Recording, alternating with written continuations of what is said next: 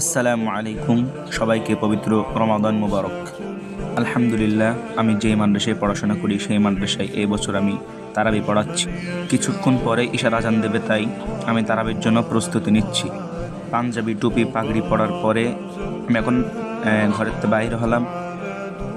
কিছুক্ষণ হাঁটার পরেই আমরা মসজিদের কাছাকাছি চলে গেলাম। তারপরে মাদ্রাসায় প্রবেশ করলাম। একটুখান হাঁটার পরেই মাদ্রাসার ভিতরে প্রবেশ করলাম। আমরা সব ছাত্র ভাইয়েরা একসাথে শোনাশুনি করছিলাম। শোনাশুনি করার পর আমাদের তারাবির নামাজের সময় হয়ে গেল। আমরা খানিকক্ষণ পরে মসজিদে চলে গেলাম। আলহামদুলিল্লাহ, তারাবির নামাজও শেষ। পরে আমরা কালকে যা তারাবিতে পর্বতে ভাগ করে নিলাম। তারপরে আমার এক ভাইদের বাড়ি আমরা ছাত্র ভাইরা সবাই মিলে একসাথে যাচ্ছিলাম, দাওয়াত ছিল তাই। আলহামদুলিল্লাহ, ওনাদের বাসাকে খুব ভালো করে তারা আমাদেরকে যত্ন আপ্যায়ন করে খাওয়া দাওয়া করালো। আলহামদুলিল্লাহ, আল্লাহকে শুকরিয়া। তারপরে আমরা মাদ্রাসায় রওনা দিলাম।